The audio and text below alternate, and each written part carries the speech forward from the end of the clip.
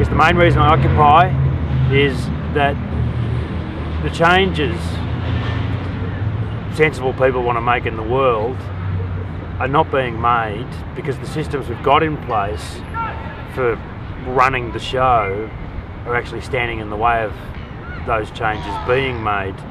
Our political approach, whether it's a democracy or whatever, tends to create a situation where the bureaucrats are defending their own turf instead of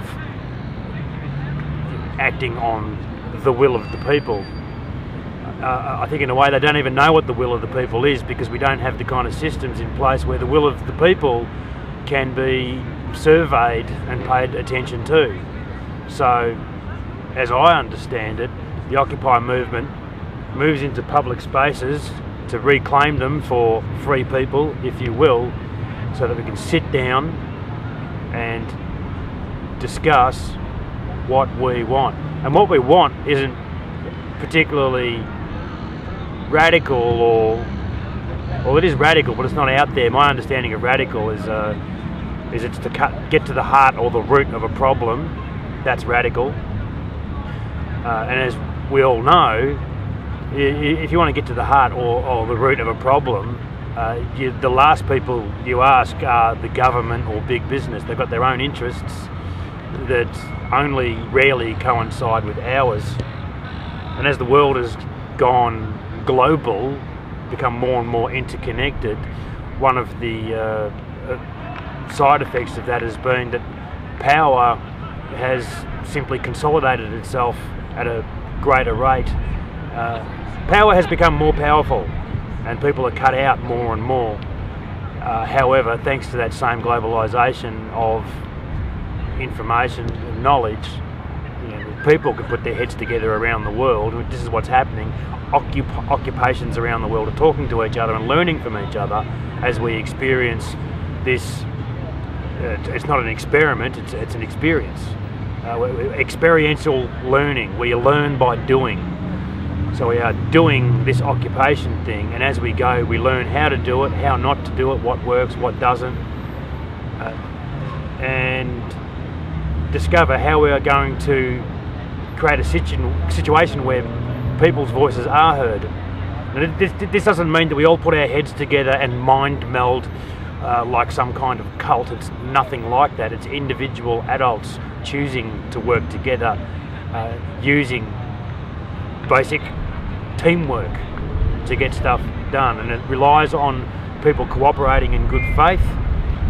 And in the world we live in, that kind of cooperating in good faith is it feels like a little bit of a new thing in a way.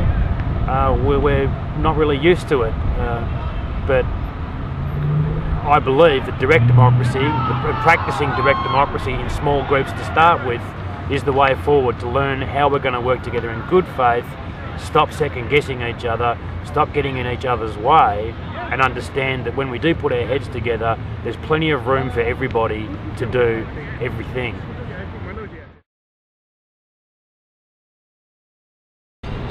Yeah, I was there for the eviction, and in the week leading up to the eviction, I didn't know we were leading up to the eviction. I knew we would be evicted eventually, but I expected it to be a lot more peaceful.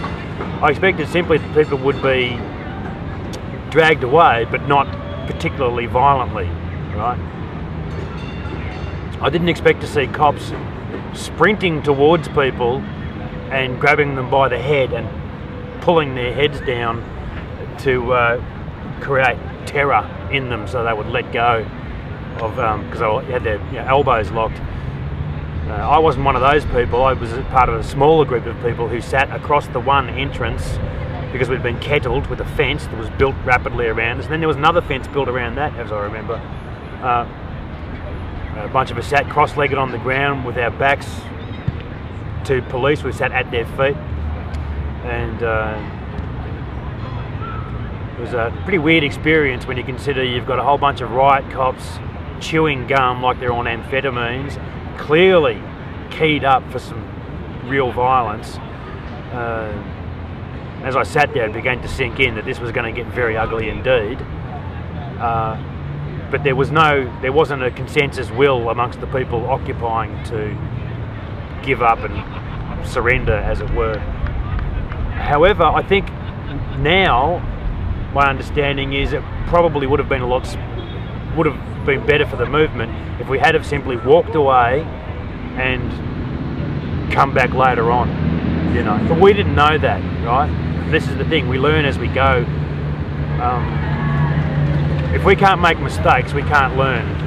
Yeah, I'm a grown-up, I'm an artist, I do stuff, I'm an active person, and mistakes are a big part of how I work out what I'm doing. So we had to be open to learning from our failures. One of the unfortunate aspects of our failures is that in the process, a lot of good people get hurt and burnt out. That's a real problem. Around the world, authoritarians are trying to crush us. So we have to be very, very smart in terms of minimising the damage that is done to us while we do this. The way I see it is that the way we've been treated by council and police, that treatment is coming from an authoritarian mindset, that the only answer to all of the questions in the world, according to the authoritarian mindset, is somebody has to be in charge. That's the big fact and the big answer that trumps every other concern you might have. Authoritarians are always going to say someone has to be in charge. It's really smart people think like this. That as long as someone is in charge, everything's fine in a way. Well, they're prepared to accept major losses of life and major injustices as long as someone's in charge. They don't understand that, they can't understand that the iron grip of people who are trying to be in charge is the problem. It creates the dissent, it creates the protest, it creates all of the drama in the world. Control freaks trying to stay in charge, or control freaks defending the authoritarians who are in charge. You can be an authoritarian without having any authority yourself. You can simply be someone who defends that status quo.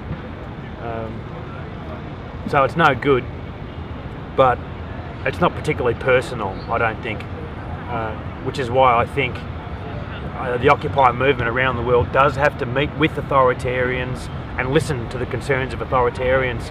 Treat them like they're a protest group. What are your concerns? What can you tell us? Instead of endlessly trying to explain ourselves to them, which is a big waste of time, it's much smarter to listen to them and become human to them, so that the only way you're going to break through to authoritarians is by becoming a person that they care about, because they are people, they do care about people, but they're obsessed with this idea that someone has to be in charge.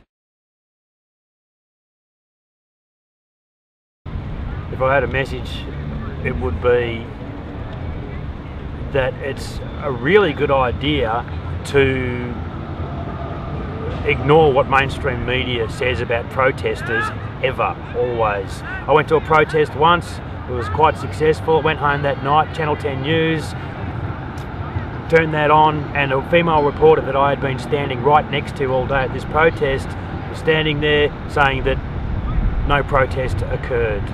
There was a protest 10 years ago against the invasion of Iraq. Millions of people around the world.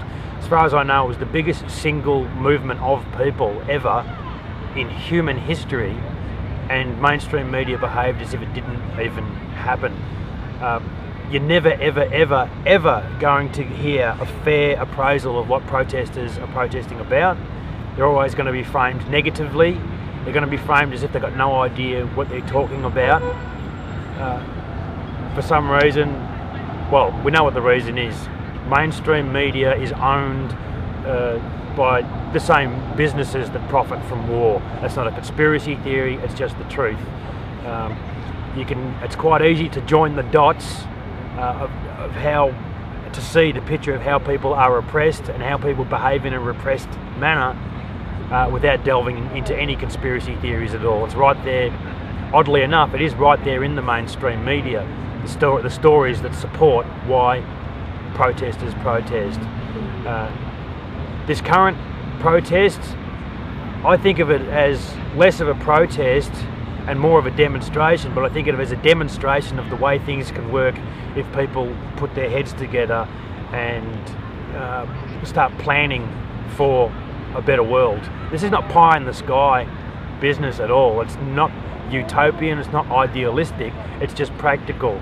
The way of doing things over the last, say, 100 years, just picking an arbitrary chunk, it's not working. People need to be allowed to put their heads together to do their thing. And one of the things we discovered is people are not even allowed to put their heads together in public space and discuss how the world works. So that in itself is a message of how limited our freedoms are.